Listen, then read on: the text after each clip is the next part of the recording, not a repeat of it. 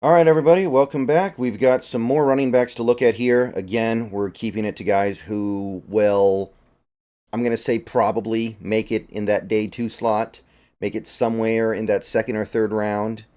And then over the next couple of days, tomorrow and Tuesday, we're going to start taking a look at some of the sleepers. And I know that's going to be more interesting to Seahawks fans because those are the guys who make more sense to get. But a couple more guys here. First one, Braelon Allen of Wisconsin.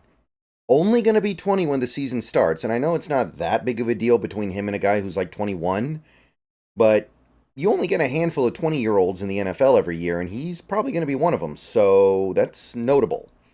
Braelon Allen, Wisconsin Badger.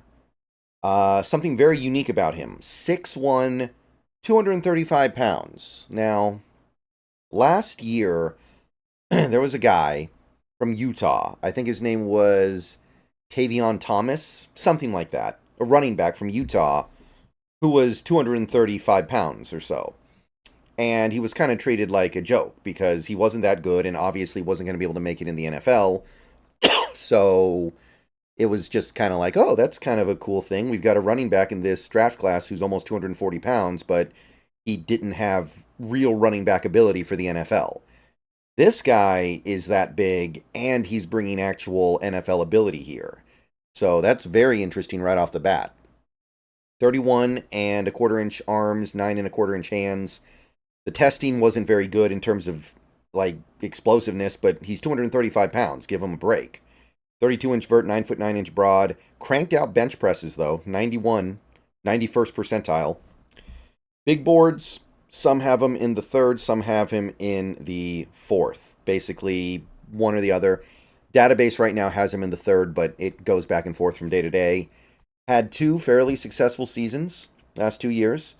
Put up over 2,200 rushing yards from scrimmage. Almost, actually, I think it's almost 2,200 rushing yards and about 230 receiving yards, 40, almost 45 catches, 23 rushing touchdowns. So the production's there. The stats have been good. It was maybe a little bit better in 2022, but same basic idea. So he's proven to be productive at the Wisconsin level. Wisconsin, of course, most years has a very nice offensive line. And this year, I don't think it was one of their better offensive lines, but they still had some good guys. So, not necessarily indicative of being able to be successful at the NFL level. But Braelon Allen, he's bringing some stuff. I think he'll be able to be good at the NFL level. So, that alone makes it kind of exciting.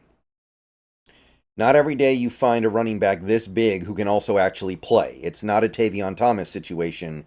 This guy's actually like bringing other things to the table other than just being big.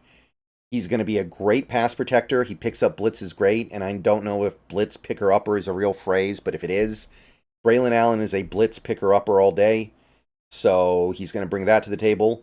He fights through contact and breaks tackles. He's definitely able to run with power, run with the ability to go through guys. His top speed's actually decent. I think once he gets up to top speed, it's like a freight train. Really hard to bring him down, really hard to do much about it. The hard part's getting him to top speed, but if he can get there, it's not bad. His vision out of the backfield is good. I think he's got a pretty good understanding of where to go, where to be, where things are developing. His stiff arm is nasty. Definitely going to make some things happen with that stiff arm in his NFL career. Now, he's not got the elusiveness, which you wouldn't expect, right? He's 235 pounds. He's not going to be elusive. He is a little bit of a fumbler. He fumbles the ball too much. Going to have to learn ball security. He takes a long time to accelerate up to top speed, so getting him there is a trial in and of itself. So I do think that there is something to be said about how often he'll be able to actually get up to top speed. His 2023 season, I mean, when you think about it, right? He's 19 years old last year after being 18 the previous year. 2023 should be like some monster breakout year for him. It really wasn't. Like, it was more or less about as effective as he was the previous year, 2022. So the fact that he didn't go up another notch in 2023 is kind of weird because he's still so young. He should be making strides forward, but he kind of stagnated. He doesn't really improvise all that well. He's not an improviser. So when you take a look at Braelon Allen as a player, there are some limitations that come with being so big, but this guy can play. And I'm intrigued, not necessarily for the Seahawks, but in general. So I think he's going to be deadly in short yardage and power situations, unique talent. He'll never be a great all-around back, but he does give you some receiving ability on top of everything else. So not only are you getting maybe a power back, he might even be able to be a third down back. He's a great pass protector, and he can catch the ball. Like, that's enough, right? There's good value here. I don't think I can go top 100 personally because at the end of the day, he just doesn't bring the speed, the elusiveness, the agility, the quickness. But early day 3 selection, as soon as day 3 starts, I say it's open season, and that just feels right to me. So I like him. Maybe not as much as some of the big boards, but I like him more than some of the others. ESPN, actually, now that I look at it, has him down in the 5th round. So, yeah, Braelon Allen, interesting player for sure. One more guy who I suspect will end up going in the first 3 rounds, MarShawn Lloyd. MarShawn Lloyd of USC, going to be 23 when the season starts. 5'9", but 220 pounds, so he's short, but he's stocky. 30 and 3/8 inch arms, 8 and 3/4 inch hands. Good top speed, but mediocre acceleration. His vert was okay. I forgot to put the percentile here, but it's, okay. Broad jump is okay. Bench press is good, 88th percentile there. But overall, the testing was pretty decent. ESPN actually likes him enough to put him on the cusp of the 2nd round, but then you have PFF having him in the late 3rd, early 4th. CBS has him in the 5th. The aggregate right now actually has him, I think, right outside round number 3, like one of the early picks on day 4. But, day 3, excuse me. There is no day 4. But this guy's hanging right on the cusp of 3rd round or 4th round. Doesn't have big volume these last couple years. Like last year, he had a 7.1 yard per carry average, but only 820 yards. Made some plays in the passing game, which was nice. That he's clearly adding value there. He made some big plays as a passing option, actually. But yeah, 7.1 yards a carry. You can see that he's probably got some issues with injuries, which we'll get into. He's also got some issues with the fact that USC has to throw the ball all the time because they can't play defense. So when he needs to go and run with power, he hits with a lot of force. When he lowers his shoulder, he hits hard. Really hard to deal with. He's got good timing with his cuts upfield when he sees the hole. When he sees the hole, he plants and goes, like those old Denver Broncos running backs. And he hits it decisively and with authority. He's effective in the passing game as well. He's going to be a threat there. Over 400 receiving yards over the last 2 seasons, even with some missed games. Elusive set of moves to get extra yards in the open field. He's got jukes. He's got high steps. He's got things that he can do to make things hard for tacklers in the open field. He has shown good patience. He lets blocks develop. He lets the hole open up instead of just throwing himself into the pile. So he's got running back traits all day. Now, I don't think his vision is the best.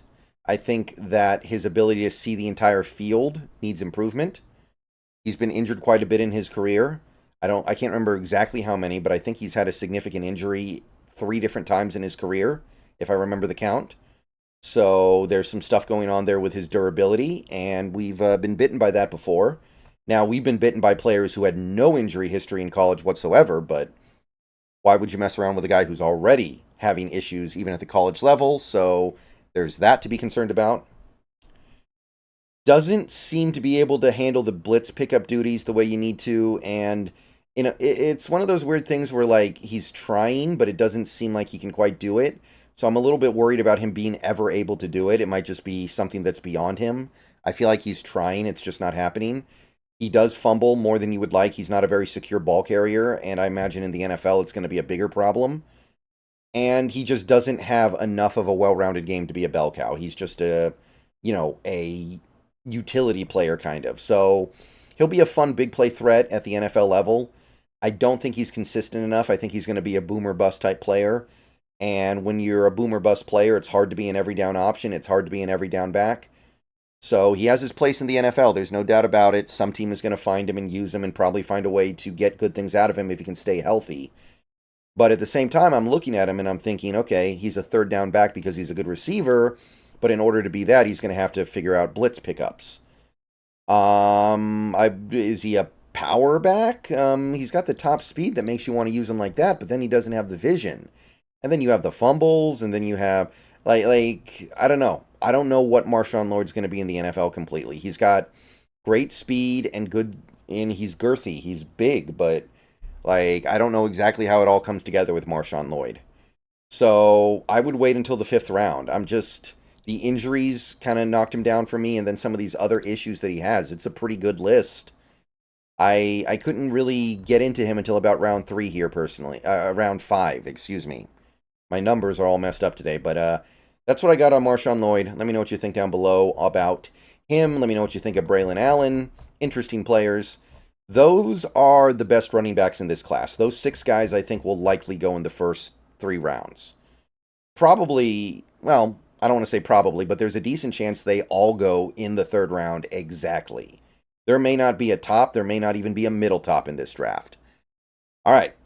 So tomorrow we'll be moving on to day 3, guys, and it's going to take us a while to get through all those because there are a ton of them. But let me know what you think of this crew. I'll be getting out of here. Peace out. Go Hawks. And yeah, there you go.